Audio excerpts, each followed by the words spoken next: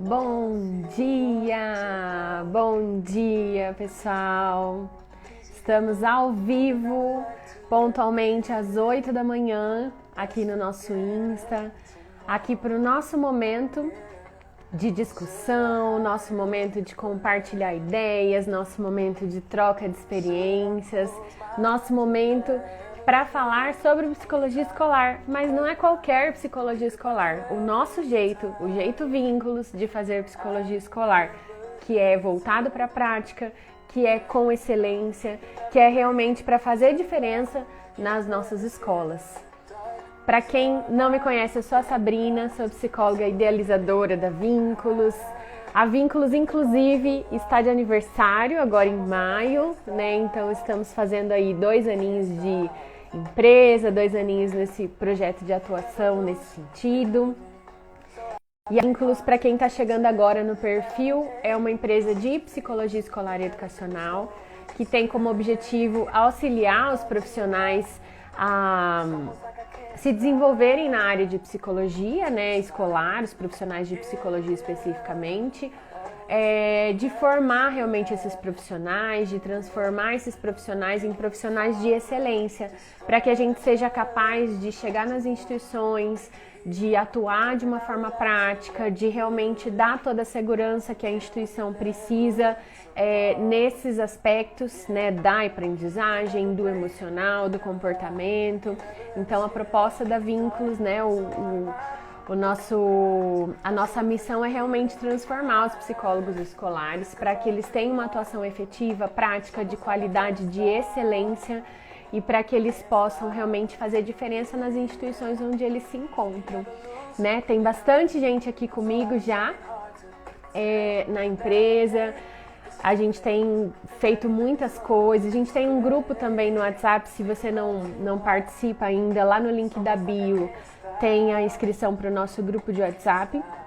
Inscrição não, né? O link para você acessar o nosso grupo do WhatsApp, no qual você vai poder ter experiências, trocas com psicólogos escolares do Brasil todo, que estão realmente buscando se profissionalizar, buscando ser melhor, buscando conhecer mais sobre a psicologia escolar para realmente fazer essa psicologia escolar diferente, né?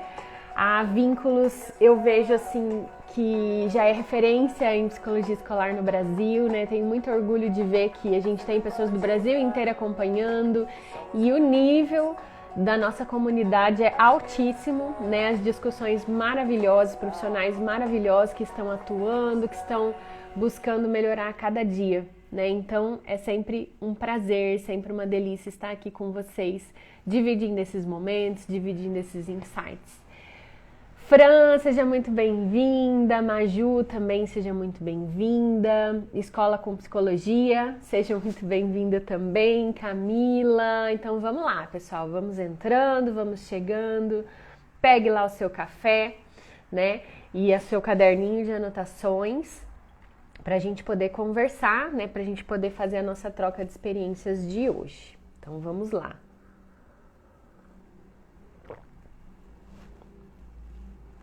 O som tá bom, pessoal, tá dando para acompanhar bem, tá tranquilo? Acredito que sim, né, que eu tô acompanhando aqui. Maju, bom dia! Então, tô acompanhando aqui as respostas de vocês, então acredito que tá dando para acompanhar certinho, né? Então, vamos lá.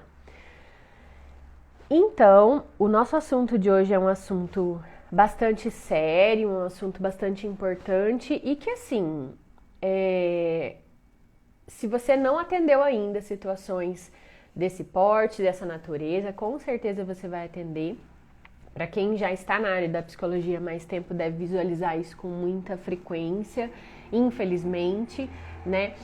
E a gente realmente precisa tomar uma posição sobre essas situações. Então hoje nós vamos falar sobre o que fazer em casos de negligência familiar, quando a família é negligente, né? Como que a gente pode identificar esses casos de negligência familiar, como que a gente pode acolher essas crianças, né? O que fazer e o que não fazer aí nesses atendimentos e como que a gente trata essas situações também na prática, né? São situações que estão relacionadas à aprendizagem, à escola de uma forma indireta, pela própria função da educação, mas que vai ter uma consequência, vai ter uma implicação aí para a aprendizagem dessas crianças e, em especial, né, com muito mais intensidade quando a gente fala do aspecto emocional. Então, vamos lá. Então, o que é negligência, né? Se a gente for pensar no conceito da palavra realmente, o que é negligência? Negligência é a falta de cuidado, falta de interesse, falta de atenção com alguém ou com alguma coisa, né? Em especial com aquilo do qual a pessoa é responsável, né? Então, se eu sou responsável por algo e eu não cuido, eu estou sendo negligente com essa coisa ou com essa pessoa e tudo mais. E aí, nesse sentido, o que é a negligência familiar? Negligência familiar, ela se caracteriza pelo abandono material dos pais ou detentores daquele poder familiar, daquilo que é da própria responsabilidade deles. E que significa, né, o não cuidado, não dar atenção para o dever da educação, pela questão da guarda, né, daquilo que eles são responsáveis, que é da proteção e desenvolvimento dessa criança e do sustento também de crianças e adolescentes. Os termos jurídicos, eles falam do abandono material, mas assim, a justiça já tem um caminho longo aí sendo percorrido para falar bastante desse abandono afetivo também, né? A gente tem leis avançando nesse sentido, que eu não vou me atentar agora, mas que é importante a gente estar acompanhando também, mas já tem se discutido muito sobre essa questão do abandono emocional também. Mas até para ficar mais claro, assim, para a gente poder tratar daquilo que já existe, né? Vamos pensar realmente nessa questão material e na questão realmente dos maus tratos, daquilo que fere de alguma forma a integridade física dessas crianças e adolescentes. Então, dentro dessa gama toda de situações de negligência familiar, o que a gente tem de possibilidades, né? Trazendo para a prática. Vocês sabem, quem me acompanha aqui sabe que eu não sou muito da teoria, que eu sou da prática, né? E sempre gosto de trazer essas reflexões para o chão de sala de aula, né? O que a gente observa na escola que vai se configurar, se caracterizar como uma negligência familiar.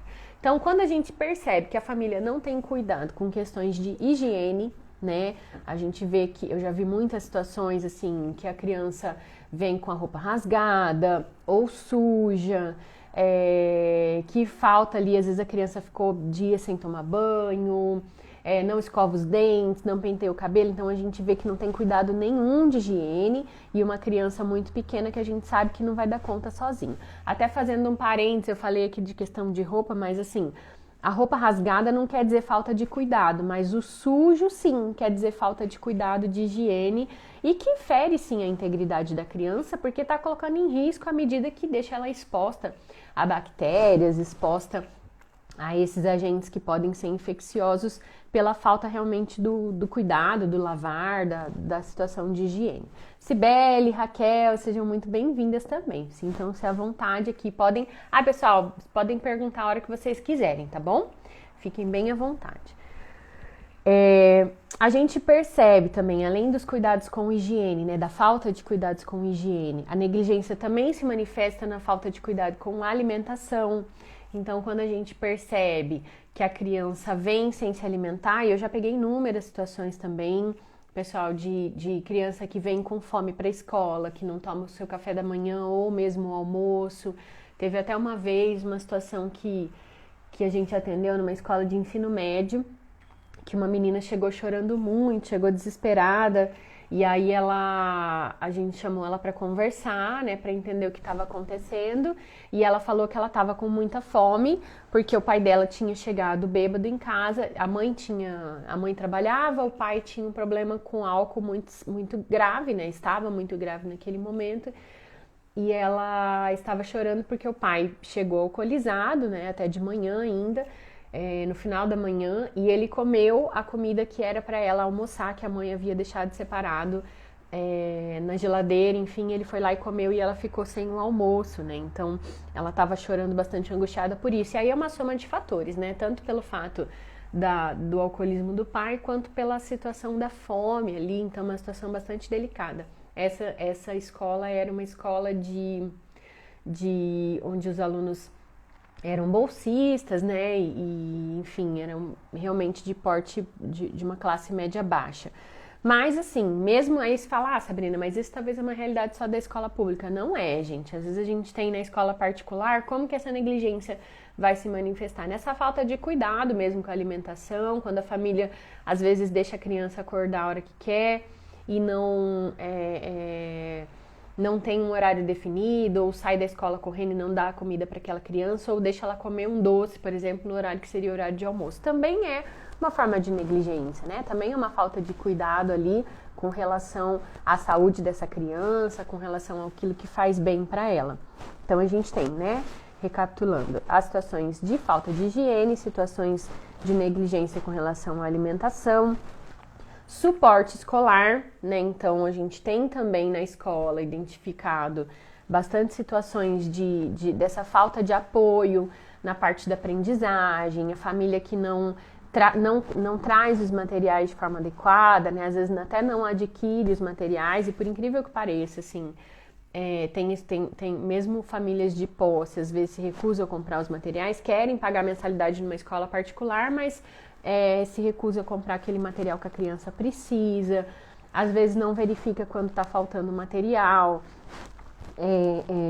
ou mesmo não ajuda as crianças na tarefa em casa, não dá o suporte que ela precisa para o estudo e para as avaliações. Então, acaba se configurando também como uma negligência, um abandono dessa parte do cuidado, dessa parte do dever da educação, que compete também a família estar acompanhando junto com a escola, né? E as situações de maus tratos, né? Que são os casos mais graves de negligência familiar.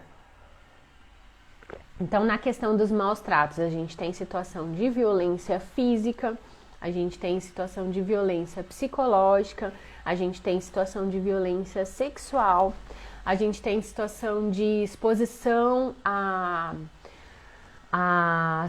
situações de violência, né? A criança que fica muito exposta ali a questões agressivas, a situações de violência familiar, a criança que fica exposta à questão sexual, assim, de uma forma inadequada, por exemplo, presencia relações sexuais entre os familiares. Até uma vez, gente, eu atendi também uma situação de uma criança que ela tinha bastante medo, bastante trauma, assim.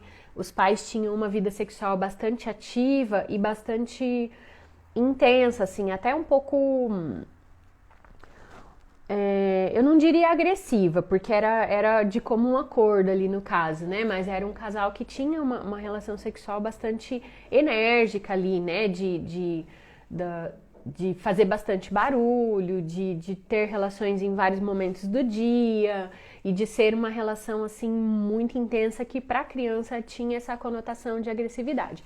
Nada contra, assim, o casal que tem uma questão sexual muito mais ativa, muito mais intensa, né? Isso é de cada um, de cada casal, né? Não tem problema nenhum. Mas é preciso que os pais estejam atentos, assim, à exposição a essa criança. Se tem uma criança na casa, é preciso ter cuidados, é preciso lembrar de fechar a porta, é preciso se preocupar com o barulho, porque a criança não tem maturidade para entender que aquilo é uma relação normal. Né, a criança vai sempre identificar como algo de violência. E essa criança em especial, ela tinha crises de ansiedade porque ela se sentia em ameaça o tempo todo. Ela relatava pra gente que o pai estava batendo na mãe, que o pai estava brigando com a mãe, né, por causa das coisas que ela ouvia, dos barulhos e mesmo da intensidade com que eles se tocavam e chegavam às vias de fato ali, né. E então é uma exposição que às vezes a família não tem consciência. É uma exposição que às vezes a família aí pronto. É uma situação que a família não tem consciência ali, mas é uma exposição inadequada para essa criança que está vendo aquilo como uma situação de violência, né? Então, e aí essas situações todas de negligência familiar, o que elas causam na criança? Elas causam baixa autoestima, elas causam choros, a criança vai às vezes ficar mais isolada, vai ter dificuldade de relacionamento, vai demonstrar de uma forma emocional, de uma forma intensa ali na expressão das emoções, que ela não tá bem, que ela tá inquieta, que ela tá em sofrimento. Então, esse sofrimento da criança que vai se manifestar pra gente no ambiente escolar, que a gente precisa estar atento para identificar os sinais, né? Lembrando que os sinais de uma tristeza na criança não vai ser igual a um adulto. Então, nem todas as crianças que estão tristes vão ficar isoladas no canto, nem todas as crianças que estão com quadro depressivo vão ficar chorando, vão ter reações esperadas dentro do nosso padrão de DSM, por exemplo, né? De comportamentos de depressão. Então, a criança ela vai manifestar de outras formas. Então, ela vai manifestar através do isolamento, ela vai manifestar através da dificuldade de relação com o amigo, ela vai manifestar através de comportamentos agressivos, de comportamento opositor, né? Então é muito comum que quando os pais são agressivos, a criança às vezes seja bastante opositora com as figuras de autoridade na escola, né? Ou mesmo da questão de apatia. Então, eu acho que para o nosso primeiro alerta, assim, para a gente poder definir como identificar, a gente precisa saber que a criança não vai manifestar da forma como a gente imagina um quadro depressivo, um quadro de tristeza, um quadro de que ela está sofrendo alguma coisa em casa, né? Ela vai manifestar de infinitas formas. Então, via de regra, tudo que foge aquilo que é o esperado, aquilo que é o normal da criança, que é estar feliz, que é estar motivada, que é querer brincar, a gente precisa ver como um sinal de alerta, de que alguma coisa pode estar errada. E aí, se na escola tá tudo bem, se a criança tá tendo um bom rendimento, se a criança tá evoluindo bem pedagogicamente, não tem nenhum motivo visual ali, que o professor ou que você, enquanto psicólogo escolar, identifique como motivo daquela tristeza, daquela agressividade, daquele comportamento inadequado, a gente supõe, né, pode levantar a hipótese de que pode estar acontecendo alguma coisa em casa.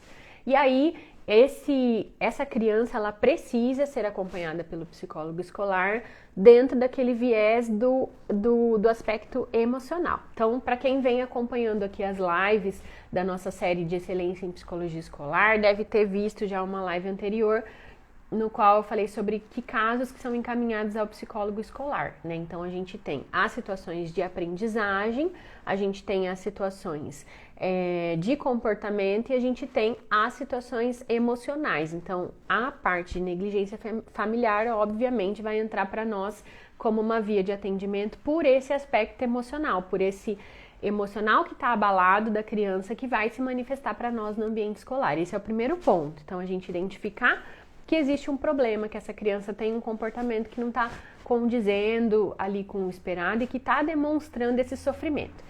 E aí um parênteses bem importante, independente de ter implicação no resultado pedagógico. Então, nem todas as crianças num quadro depressivo, num quadro de ansiedade, num quadro de violência familiar, vai manifestar baixo desempenho pedagógico. Às vezes, inclusive, essa criança pode manifestar um bom desempenho. Por quê? Porque em algum momento tem algumas crianças que têm isso como um mecanismo de defesa. Então, ela estuda muito, se dedica muito para ela se sair bem nessa área, porque nessa área ela vai conseguir ter sucesso, que ela não está conseguindo, às vezes, ali no ambiente familiar ou em outras áreas da vida dela. Então, não coloquem ali como regra de que a criança vai ter um baixo rendimento, embora ela possa ter sim, né? Quando a criança está num nível de estresse muito grande, em geral ela não consegue estudar, mas ela pode também canalizar para isso como um mecanismo de defesa e estudar muito e tirar notas excelentes. Então, fiquem atentos a esse detalhe.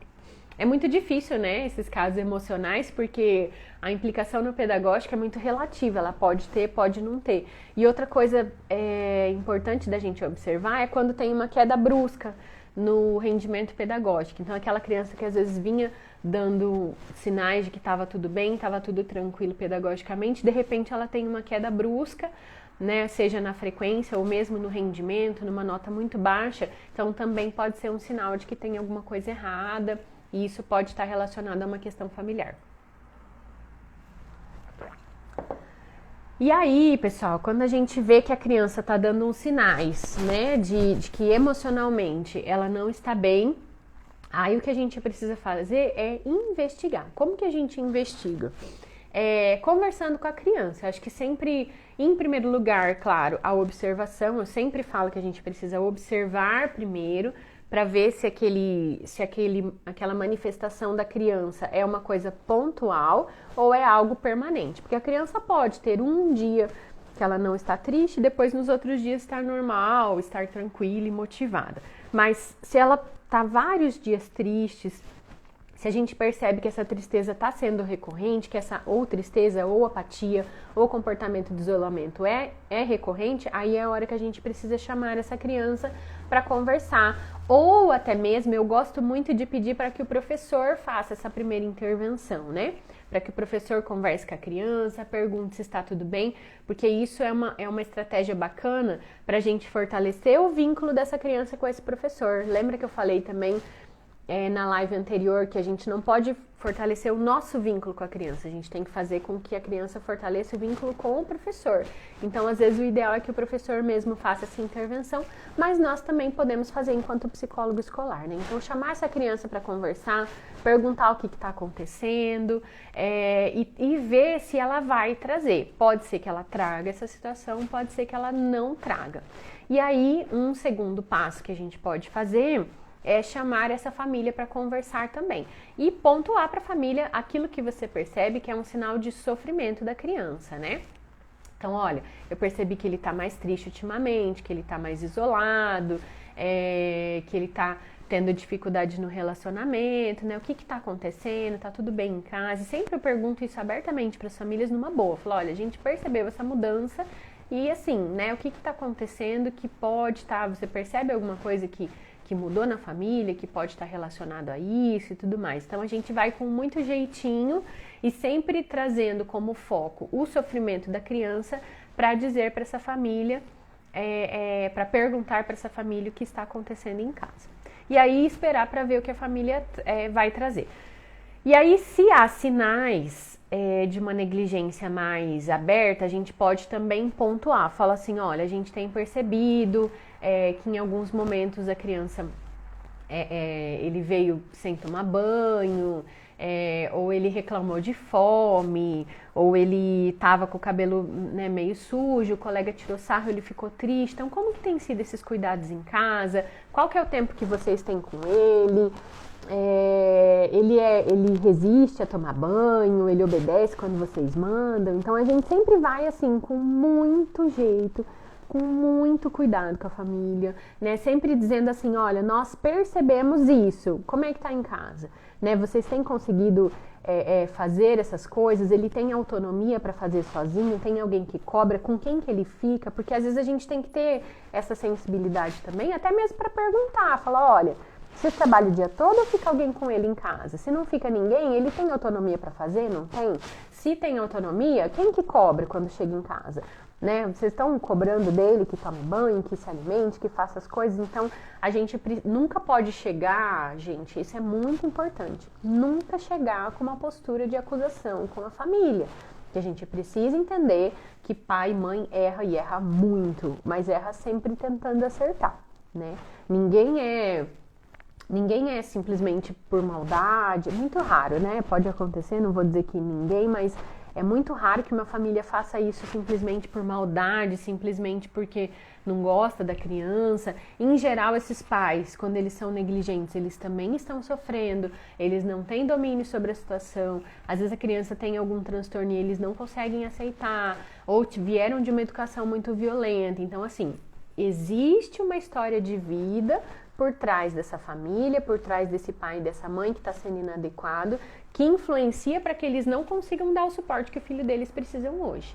Então a gente jamais pode chegar com uma postura de julgamento, a gente precisa chegar com carinho, com amor, com uma postura de acolhimento, de falar, olha, eu tô percebendo isso, eu tô percebendo que teu filho tá triste, tá incomodado, né? Isso tá dificultando a relação dele com os amigos. Então, como é que tá lá em casa?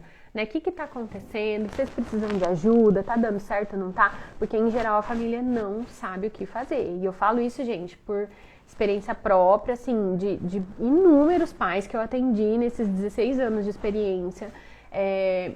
Sempre existe uma história de vida por trás dessa família que explica, não justifica, mas explica essa dificuldade da família de dar o suporte que a criança precisa.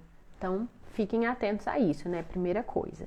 E aí, nessa investigação, a gente vai observar o que os pais vão trazer e a gente vai fazer uma orientação sobre aquele comportamento que é adequado, né? Olha, é importante essa questão da higiene, porque além de ser uma coisa que vai influenciar na saúde dele, a gente se preocupa também com a relação com os amigos, né? Como que os amigos observam, se alguém tira sarro nele, ele vai ficar triste, vai interferir na relação, ele mesmo tá se sentindo incomodado e tudo mais, né? Então aí a gente, mesma coisa da alimentação, olha, é importante que ele tenha uma alimentação saudável, se ele não se alimentar direito, a gente vai ter também um prejuízo na capacidade de atenção e de memória, vai interferir na aprendizagem, né, vai causar um nível de estresse que vai atrapalhar na atenção dele, né? Então a gente precisa daí, a partir desse atendimento, já nesse atendimento, fazer orientações para essa família sobre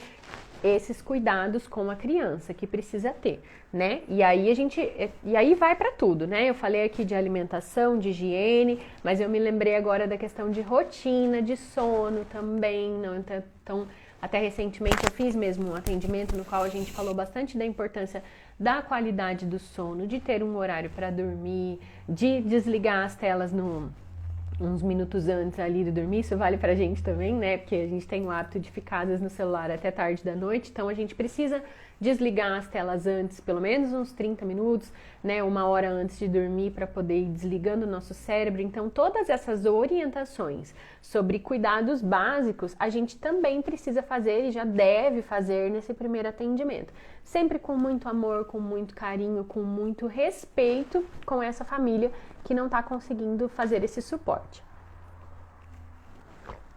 E aí, feito esse atendimento, isso aqui, pessoal, eu tô falando assim, né, de encaminhamentos para situações que são mais tranquilas, né, dessas negligências que não envolvem uma violência de forma mais direta, de forma mais agressiva. E aí, feito essas orientações nesse atendimento, a gente, né, repassa para o professor, ou se o professor atendeu junto, a gente orienta que o professor observe os próximos dias, né, que o professor verifique se houve mudança, se essa criança está vindo de uma forma diferente, se houve mudança ali no trato da família para com ele. E aí, não havendo, né, mudança, a gente chama a família de novo, sinaliza de novo e vai aí nessa insistência mesmo dos cuidados. E ao mesmo tempo, dependendo da idade da criança, a gente pode trabalhar com a criança também um pouco dessa autonomia, de que a criança também precisa se responsabilizar por se cuidar e tudo mais, né? Então a gente pode trabalhar em duas frentes dependendo da idade da criança. E aí sempre reforçando com a família esse encaminhamento, essa orientação, chamando de novo para um atendimento. Em geral, na prática, o que acontece? Assim, a gente vence a família pelo cansaço, né?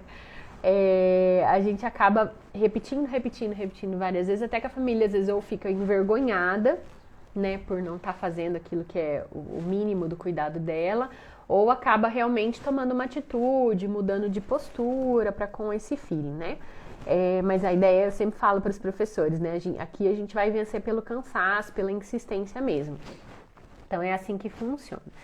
E aí, em casos mais graves, né? Quando a gente identifica um sinal de violência mais declarado, então marcas no corpo de uma violência física, ou relatos da criança de uma violência física, ou um comportamento mais sexualizado, a gente precisa também abrir para a família, falar, olha, ele comentou isso, abriu tal coisa, como que tá sendo em casa, né, e perguntar ali como que essa criança tá tendo acesso a esses conteúdos que não são esperados para a idade dela.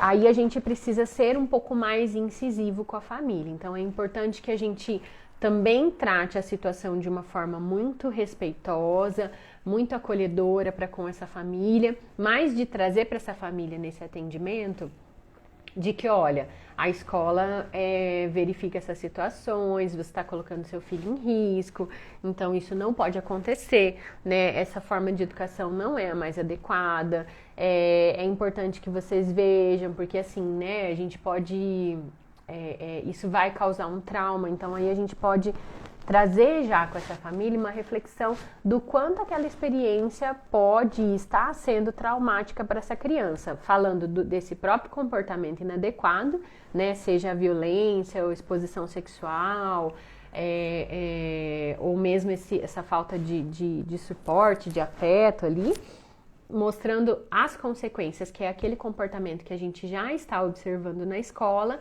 e dizendo para a família, falar, ó, isso é uma situação que vai gerar um trauma, que vai causar uma baixa autoestima, que vai interferir na relação dele com os amigos, que vai interferir na relação dele com ele mesmo, que vai interferir na relação com os professores. Se a criança está sendo violenta, a gente já pode falar, olha, tá vendo? Esse comportamento em casa faz com que a violência, ela só gera violência. Então, se você bate na criança, você ensina a criança que bater é uma opção, né? Quando alguém não faz aquilo que eu quero. Porque o que é a educação violenta, né? Se eu quero que meu filho se comporte de um jeito, ele não se comporta, eu bato nele, eu tô dizendo que bater é uma opção quando a pessoa não faz aquilo que eu quero.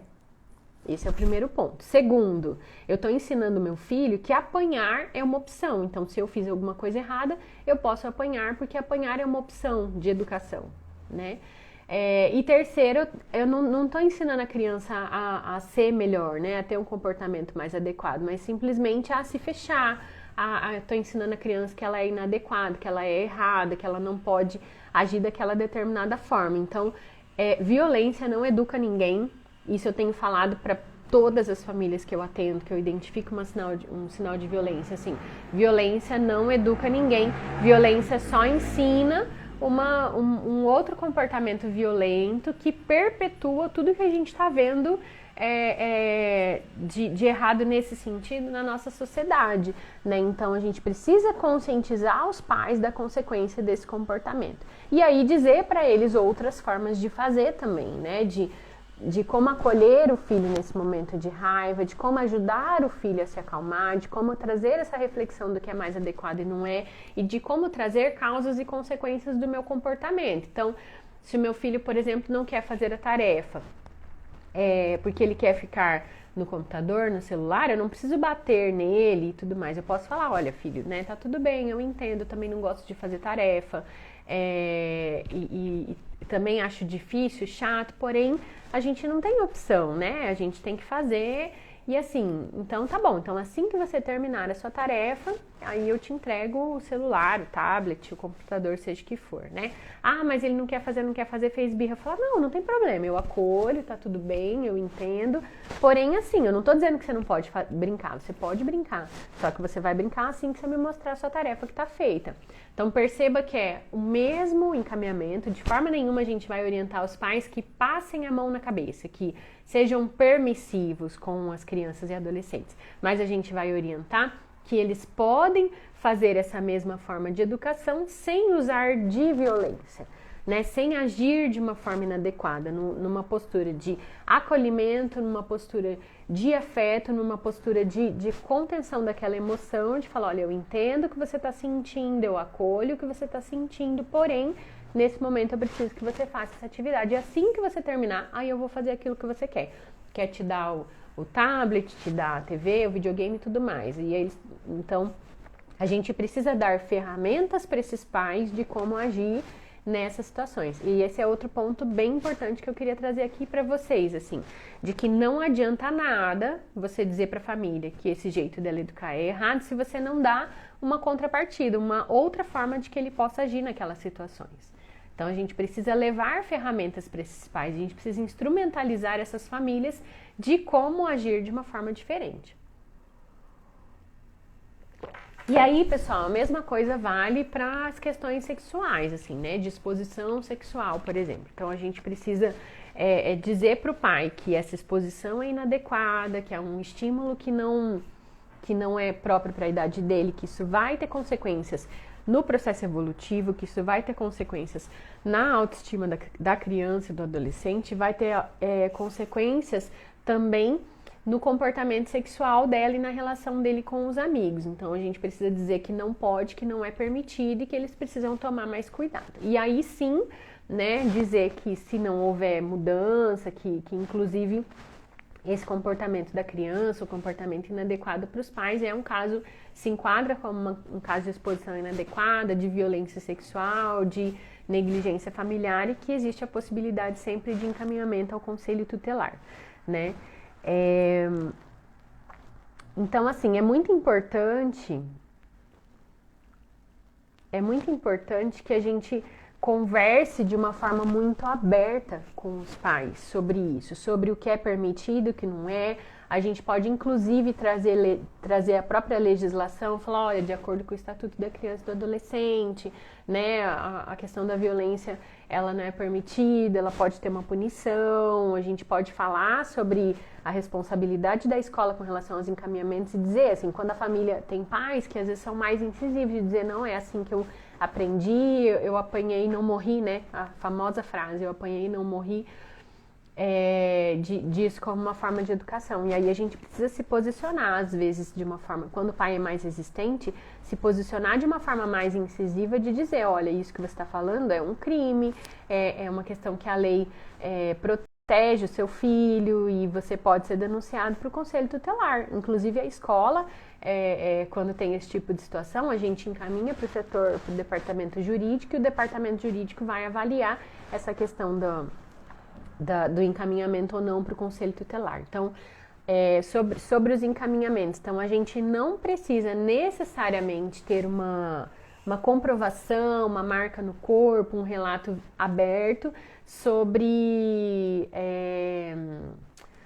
para poder encaminhar para o conselho tutelar. A gente pode fazer notificações também quando a gente identifica sinais de negligência, né? Então, mas lógico, você não vai, vi que a criança não tomou banho, já vou encaminhar. Não, não é assim que funciona. Mas quando você chama a família, faz uma orientação, uma segunda orientação, terceira orientação, e vê que a família não tem mudança no comportamento, você percebe que essa negligência já é algo mais acentuado, mais intenso, já é um comportamento padrão da família, a gente pode sim fazer uma notificação ao conselho tutelar, né? Quando a gente percebe que já está tendo um prejuízo no aspecto emocional, na saúde da criança. E até mesmo, gente, um parênteses que eu sempre comento também nas lives, quando você identifica, assim, que a criança precisa de um suporte de profissional externo, né? Uma busca de psicólogo, uma busca por um neurologista, uma busca por um psiquiatra, quando existe já um indício, né, uma hipótese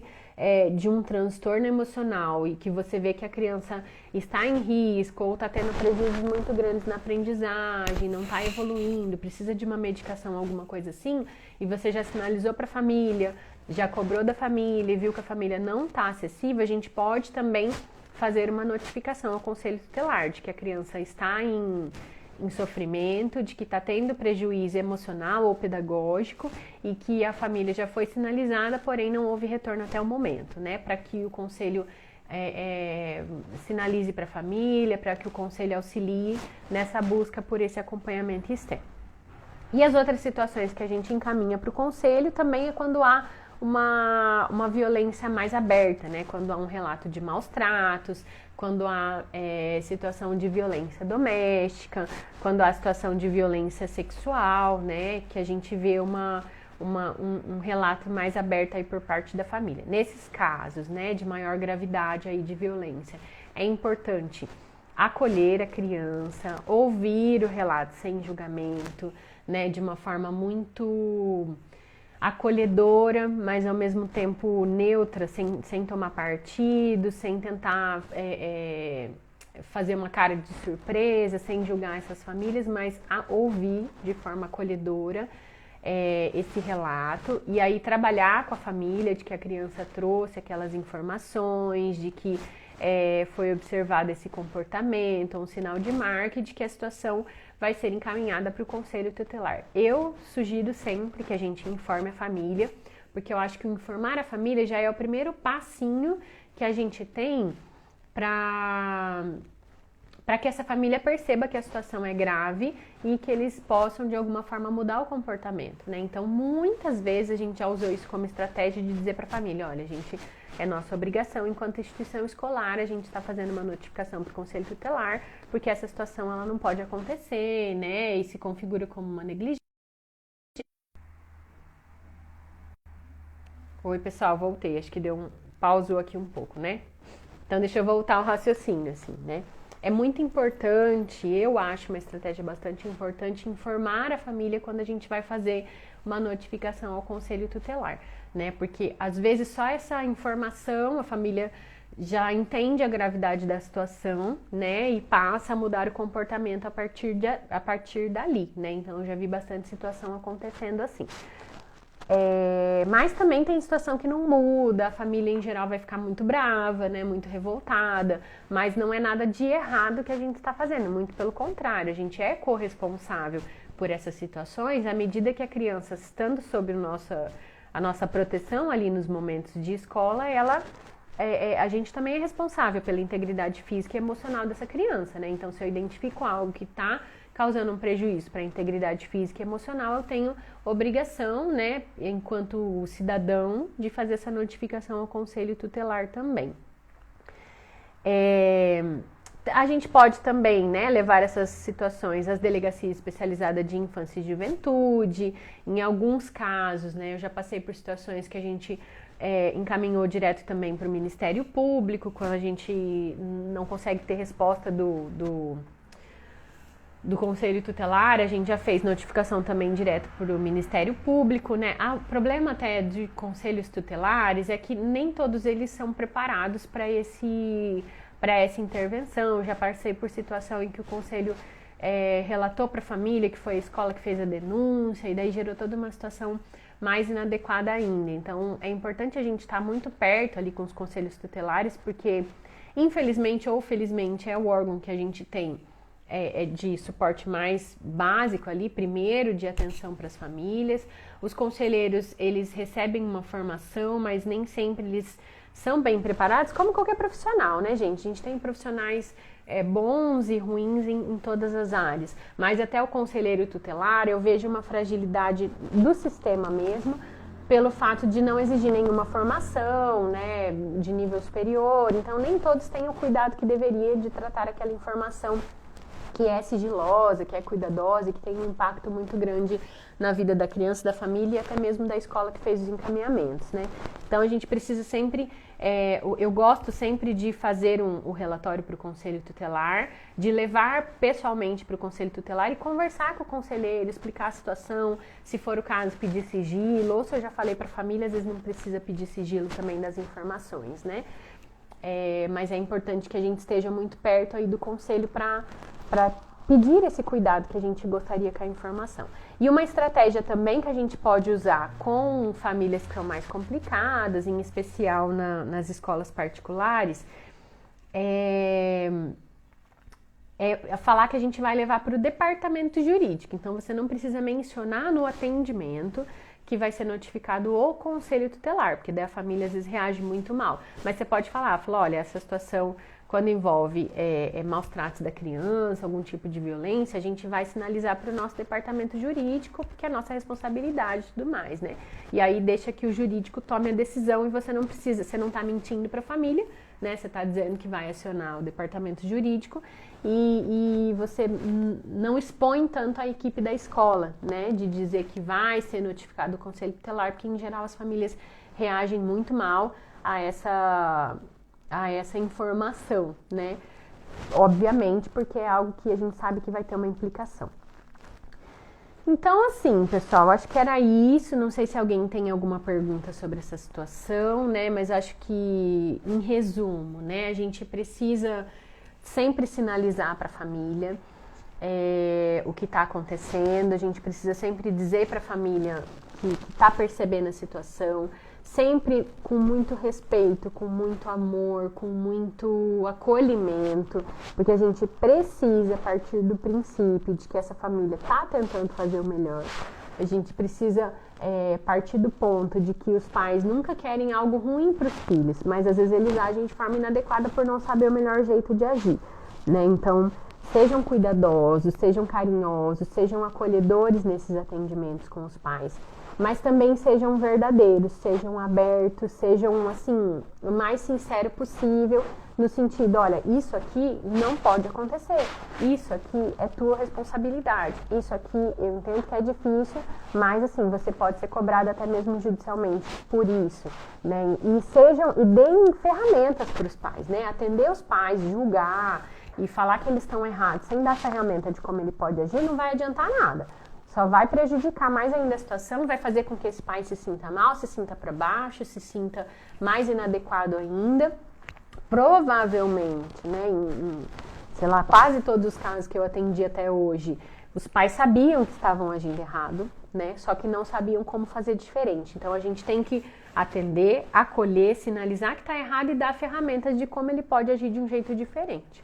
Né? Esse é o nosso papel ali, assim como a gente faz com professores, que eu falo tanto aqui para vocês, assim como a gente faz com as famílias também, que eu sempre menciono, com as famílias não, perdão, com a gestão escolar, com os próprios alunos, então não adianta criticar se você não der uma ferramenta, uma opção de como que ele pode fazer diferente. Então a gente precisa sinalizar, precisa ser verdadeiro, e em casos graves, quando não há mudança da parte da família, né, sobre isso, ou quando o caso realmente é muito grave, a gente precisa também, por uma obrigação nossa, notificar o conselho tutelar. E aí, pra gente finalizar, né, algumas questões, uma questão que é bem importante sobre esse encaminhamento do conselho. Tem muita escola que fica com receio, muito gestor em especial. Aliás, 2 pontos, né? O primeiro, você nunca vai fazer um encaminhamento sem que o gestor tenha ciência. Qualquer encaminhamento para o conselho tutelar os gestores da escola precisam estar cientes, porque eles assinam junto. O encaminhamento não é do psicólogo escolar, o encaminhamento é da escola. Então é o gestor que vai assinar esse encaminhamento junto com você, certo? Esse é o primeiro ponto. E segundo, a gente tem sim essa obrigação de encaminhar para o conselho tutelar, a gente não pode não encaminhar. Por quê? Porque numa situação de violência sexual ou de maus tratos, de violência física, o que acontece? Se acontecer, né, a gente sempre torce e reza e eu sempre, né, sou muito fiel, muito católica, sempre coloco nas mãos de Deus para que não aconteça. Porém, se acontecer dessa criança ser violentada em casa, e for para um hospital, ou sofrer uma violência sexual e for para um hospital, ou até mesmo, gente, cometer uma tentativa de suicídio, por exemplo, por causa do sofrimento, por causa da violência que ela está passando, e for para um hospital, o hospital é obrigado, não sei se vocês sabem, mas é uma obrigação, é compulsório. O hospital, ele é obrigado a notificar o conselho tutelar. A partir do momento que o hospital notificou o conselho tutelar, o que acontece? Esse conselho, ele vai fazer uma investigação de todo o círculo dessa criança. Então, o conselho vai chegar na escola, o Ministério Público vai chegar na escola e vai questionar vocês, né, a instituição, assim, olha, você sabia dessa situação? Foi notificado, não foi notificado? E aí sim, se a gente não notificou, a gente também pode ter uma implicação jurídica nesse processo. Então, assim, a verdade é que a gente não tem escolha. É nosso dever encaminhar, e se a gente não encaminha e a situação evolui para algo mais grave, que infelizmente é o que acontece, a gente pode ser cobrado judicialmente por isso também, né? Então, bem importante aí essa nossa reflexão, né? E vocês levarem isso para os gestores também, para vocês. E esse pessoal que eu falei aqui agora por último é o raciocínio que você tem que levar para o teu gestor, porque os gestores são resistentes a encaminhamento ao conselho tutelar, porque é muita burocracia, a família vai achar ruim, a família vai tirar da escola, a família vai fazer escândalo, e a família. Então, eles têm um medo muito grande de que a família tome uma providência. Só que a gente precisa fazer com que o gestor entenda que se a escola não encaminhar, a escola pode ser responsabilizada por isso também, porque é nosso dever enquanto instituição, né? Então, usem isso a nosso favor, né? Usem isso a favor, nem diria a nosso favor, né, gente? A favor das crianças. A favor dessas crianças que estão em sofrimento, dessas crianças que precisam de apoio. Às vezes, nós somos a única luz, a única esperança, né? A escola é a única esperança na vida dessa criança para que tenha uma mudança ali na vida, para que isso não seja mais traumático do que já é. Então, vamos ficar atentos, né? Vamos nos unir aí processos, né, e trazendo cada vez mais a consciência dos nossos professores, dos nossos gestores, da nossa responsabilidade diante dos casos de negligência familiar. Tá certo? Muito obrigada por cada um que esteve aqui presente. Achei que a live ia ser mais curtinha hoje, mas já vi aqui que deu quase 1 hora também, né? Então, obrigada por você que pôde estar presente, por você que compareceu aqui. E aí, lembrando que hoje à noite, né, às 7h30, a gente tem o nosso encontro gratuito de mentoria em grupo, né, para a gente falar sobre desafios na prática do psicólogo escolar, né? Então a ideia é que a gente possa realmente ter esse momento de convivência, esse momento de partilha em grupo, para cada um trazer os seus problemas. Eu vou olhar lá no formulário o que cada um de vocês trouxe e nós vamos pensar juntos em estratégias, vamos ter um momento aí de discussão que vai ser muito bacana. Se você não se inscreveu ainda, se inscreve lá no link da bio, né, e preenche o formulário, que daí, né, mais ao final da tarde eu vou mandar o link para vocês, pra gente acessar, e não tem custo, tá, pessoal? É gratuito esse nosso momento, e a gente vai ter um momento muito bacana de partilha, de encontro realmente, pra gente falar sobre esses desafios. O Paulo colocou excelente aqui. Obrigada, Paulo. Obrigado por sempre estar presente, né? Desde o começo, né? Paulo já esteve na mentoria também, muito bacana. E a Vanessa, né? Gratidão, muito relevante o conteúdo abordado, que possamos multiplicar saberes. Exatamente, Vanessa. Essa é a intenção da Vínculos, né? Da gente poder realmente dividir, compartilhar, estar sempre juntos aqui, fazendo essa psicologia escolar diferente, né? Então, um beijo no coração de cada um de vocês, um ótimo final de semana, já é quase sexta. Para quem é mãe também, um feliz Dia das Mães, que seja um final de semana abençoado, que seja um final de semana, né, de muito amor aí na vida de cada um de vocês. Para quem não é mãe, que seja um momento bacana com as mães de vocês também, pessoal. Um beijo, ótimo final de semana, até a próxima!